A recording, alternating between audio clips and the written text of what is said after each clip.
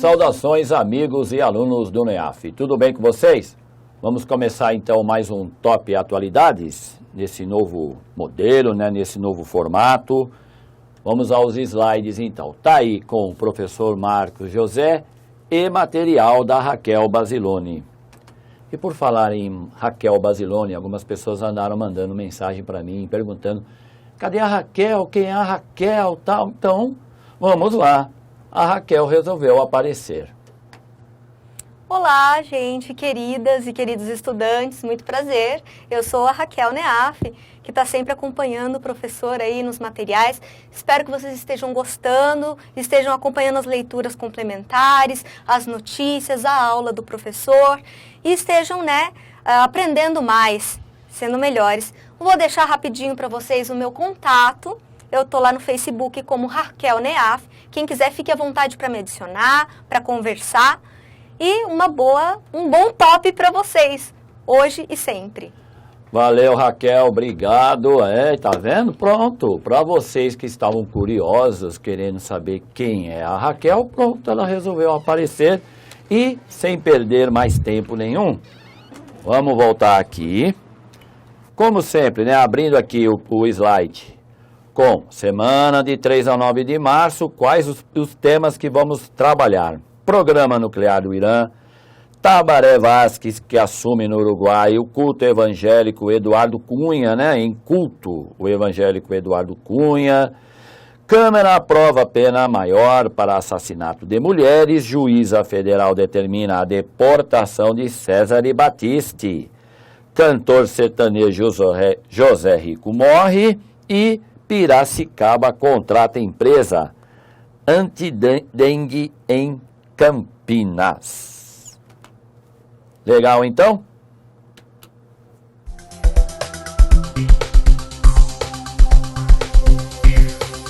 Começando então o Top Atualidades, você já está acostumado, vamos iniciar com aula especial, não é? Então o destaque da semana é o programa nuclear do Irã. Isso, é lógico que isso pode cair na sua prova, não é esse ano, como pode cair até o ano que vem, viu? Isso é um assunto que eu considero que, como gosto de lembrar vocês, não caduca, tá bom? Então vamos a essa aula, que eu acredito que você vai gostar. Então tá aí a aula de atualidades, aqui do NEAF. Primeiro programa nuclear iraniano, Cuidado com isso, candidato, você que está achando que, de repente, essa história do programa nuclear iraniano é coisa de maluco, cuidado, quem é que começa o programa nuclear no Irã? Tá vendo? Os Estados Unidos, lá na década de 50, quando o país persa, o país fala a língua persa, o Irã não é árabe. Então, quando o país persa era governado pelo tirano, um ditador, o Shah Reza Pahlavi, esse senhor bonitinho que você está vendo aí, todo uniformizado, não é?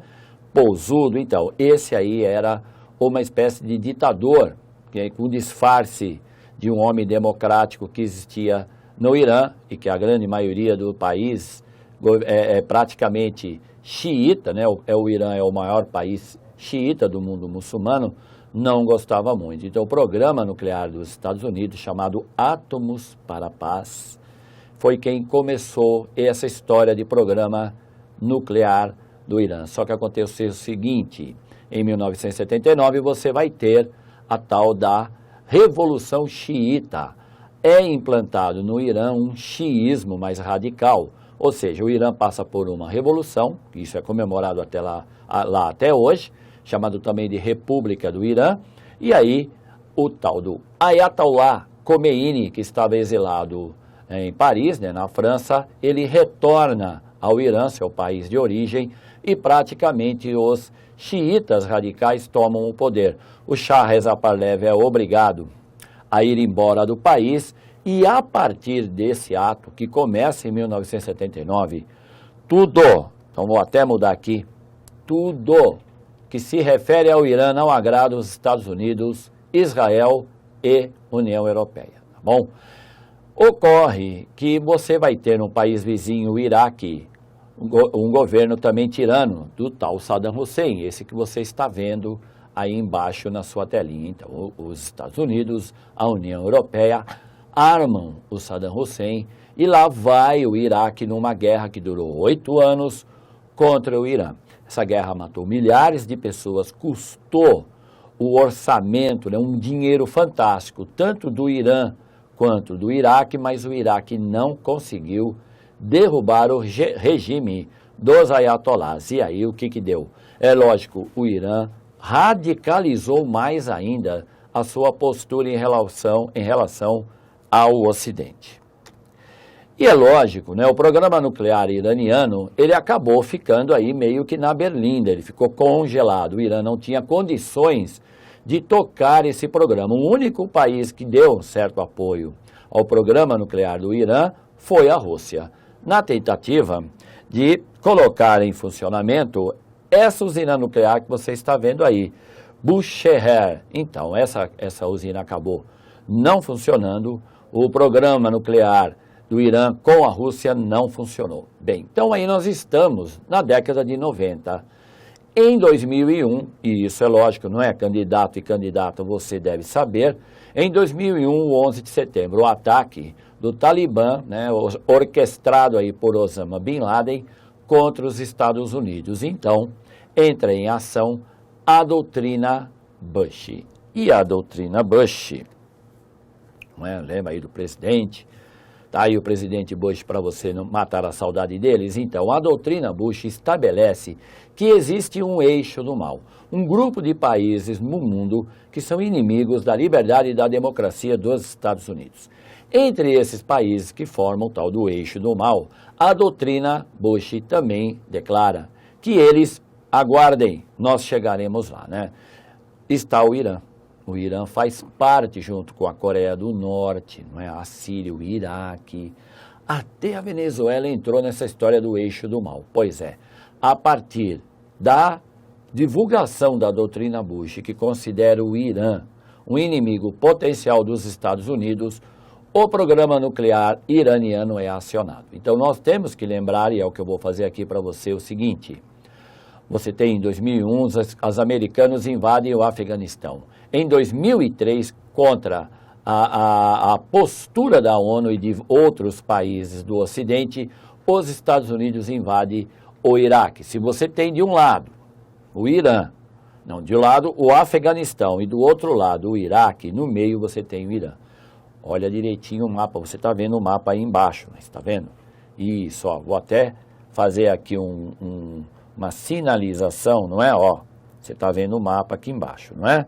Isso, então, ó, Irã fica bem no meio entre Iraque e Afeganistão. É lógico que os ayatolás, o governo do Irã entendeu que Irã seria a bola da vez.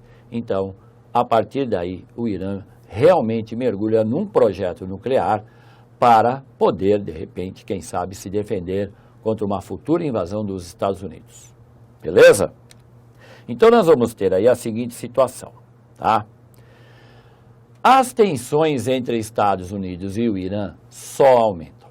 A partir de 2005, com a eleição do radical presidente Mahmoud Ahmadinejad, o programa nuclear iraniano deslancha e a postura do Irã passa a ser realmente radical. O Irã critica constantemente o Ocidente, critica a postura de Israel no Oriente Médio e isso, lógico, vai provocando um clima cada vez pior. É lógico que as potências ocidentais, lideradas por Estados Unidos, Reino Unido e França, eles vão ter que fazer alguma coisa para poder forçar o Irã a não tocar adiante o seu projeto nuclear, ok?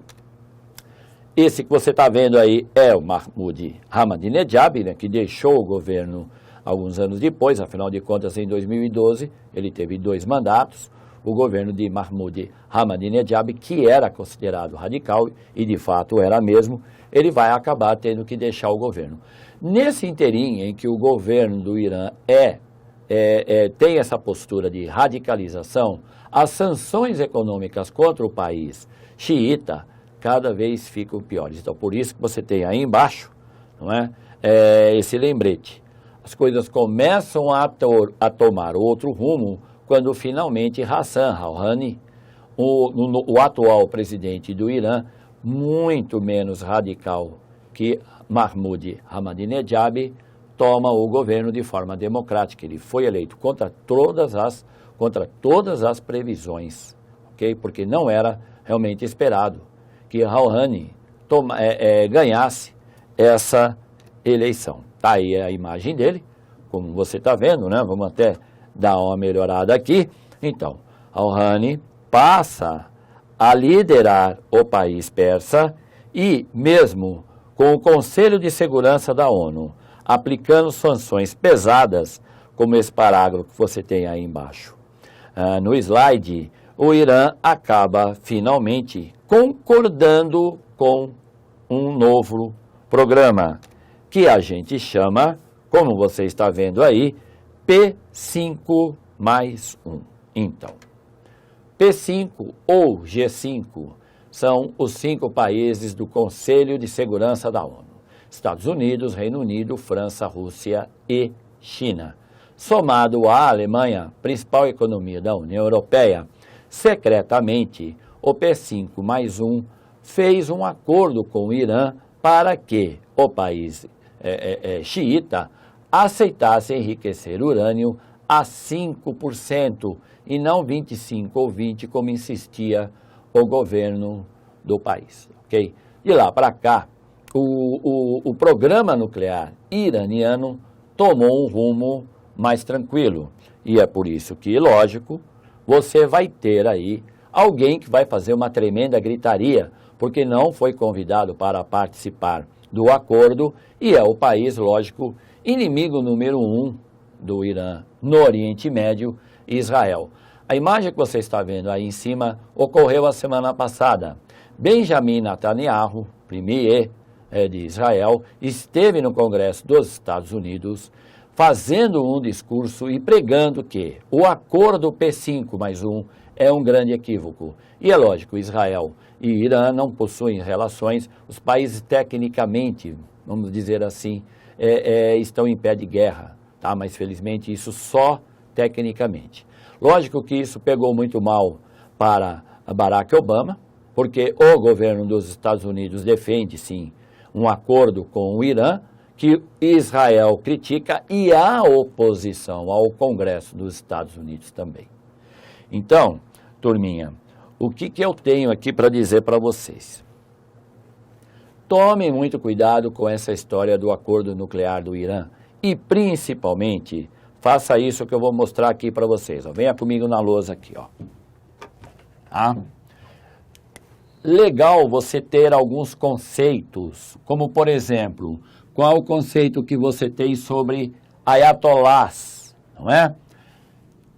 Que é o xiismo para você. Está na hora de ter esse conceito.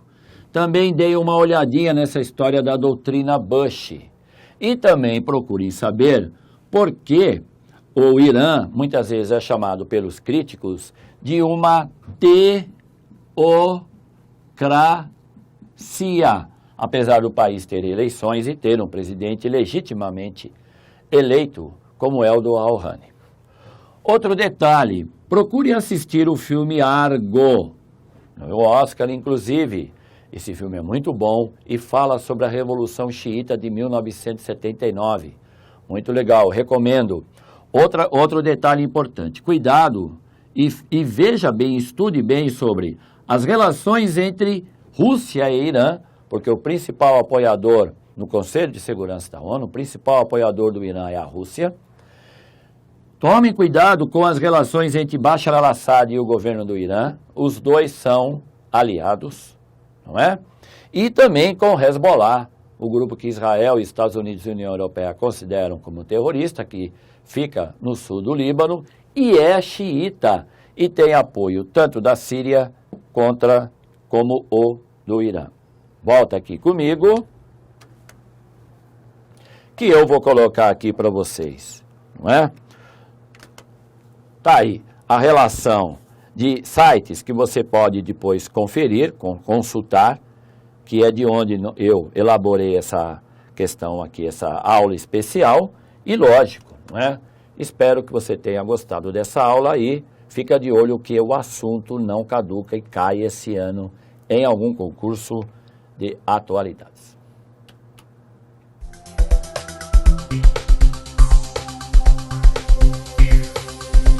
Então vamos lá, gente. Top de 3 a 9 de março. Mural de notícias começando. Mundo Política. Tabaré Vázquez assume a presidência do Uruguai até 2020. Então tá aí o novo presidente do Uruguai que vai substituir e já substituiu José Mujica, certo? Relação política internacional, lógico, principalmente aqui da América do Sul, e como sugestão de leitura, ao tomar posse, Tabaré Vázquez diz que Mujica é o ponto de referência para segundo mandato. Então tá aí o link para você fazer aquela leitura legal. Outro assunto, Brasil Política. Em culto evangélico, Eduardo Cunha diz que maioria do Brasil é conservadora. E você deve lembrar quem é esse cara, o Eduardo Cunha, sabe? E outra coisa, hein?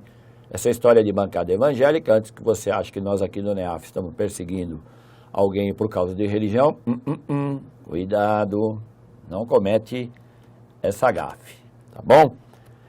Relação, fortalecimento da bancada evangélica, ameaça aos direitos de minorias como LGBTTS e como sugestão de leitura, investigado na Lava Jato, Eduardo Cunha controla postos chaves na CPI. Tá vendo o link aí? Dá uma olhadinha, candidato, porque você lembra quem é o senhor Eduardo Cunha. E ele foi citado pela Operação Lava Jato.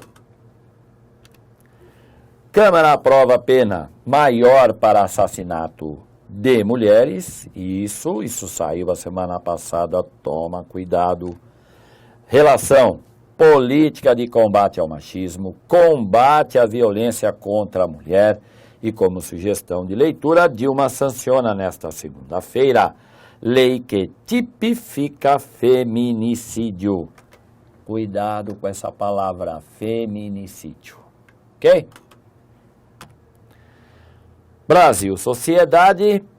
Juíza federal determina a deportação de Cesare Battisti para a Itália. Isso vai dar o que falar, acompanha.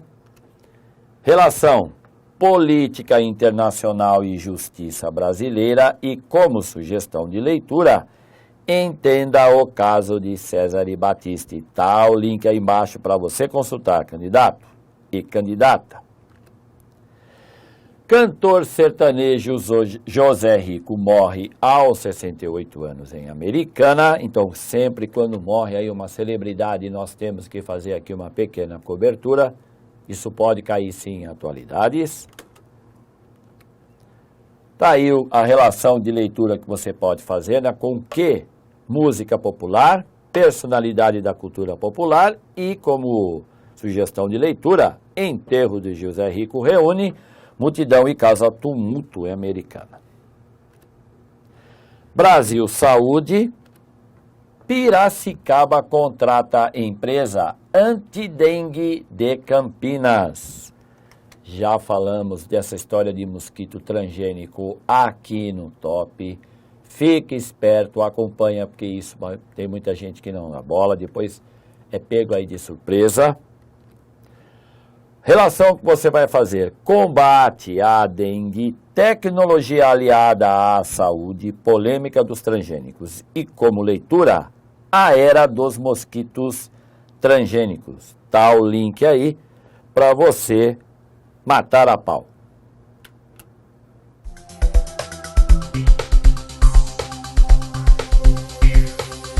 E agora vamos à solução do desafio da semana passada. E para você que não viu e para você que não lembra, você dá aquela pausadinha aí bonitinha para poder ler direitinho a questão, as alternativas e aí acompanha aqui a solução.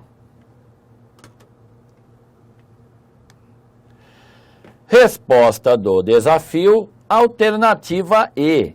Em meio à decepção com o desempenho da economia dos principais mercados emergentes em 2014, a Índia aparece como um dos únicos que conseguiram apresentar números maiores para o Produto Interno Bruto, né, o PIB, este ano que eu inicialmente esperado, avalia o economista de Wall Street. Então aí, gente, ó, cuidado. Algumas pessoas andaram respondendo, né, eu andei dando uma olhadinha, a China. Então não caia nessa pegadinha. A China é realmente a maior economia dos BRICS, a maior economia do mundo emergente e a segunda maior do mundo. Legal. Só que a gente entende, e também eu tenho dito isso aqui para você, a China está desacelerando. Ela vai continuar a ter um crescimento, mas não como 11, 11,5%, como ela cresceu aí até meados de 2012, 2013. Os economistas, não sou eu que estou dizendo, são os economistas, eles apontam que a Índia vai sim ter os maiores crescimentos da Ásia, chegará à quinta maior economia do mundo e entre os emergentes é o único país que é apontado para 2016 e 2017 com um crescimento acima de 6%. Então, é lógico que quando a gente coloca em termos de crescimento de países emergentes, a China vai chamar a atenção, mas você não pode cair nessa pegadinha. Então, nós temos aí alguns dados, né? O mercado de combustíveis ajudou muito a Índia, porque a Índia é grande importadora de petróleo e se o preço do barril de petróleo está em queda, muito bom para a dona Índia, ela adorou essa notícia, está comprando até mais petróleo. Então, cuidado, porque como eu disse, algumas pessoas andaram colocando China e é óbvio, né? Está aqui para aprender junto com a gente e presta atenção da próxima vez. Legal? Vamos ao desafio dessa semana. Apesar de o estudo econômico da América Latina e do Caribe, 2014, baixar para 2,2 a projeção de crescimento da América do Sul, esse país teve um crescimento acima da média na região, sendo que o PIB terá um avanço de 5,5% e será estimulado principalmente pela demanda interna. Estamos falando de qual país? Letra A, Bolívia, B, Equador, C, Venezuela, D, Chile ou E, Colômbia.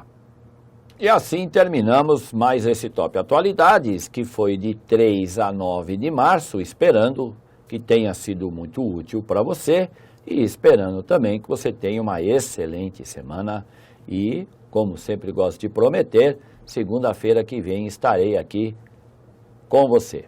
Ok? Grande abraço.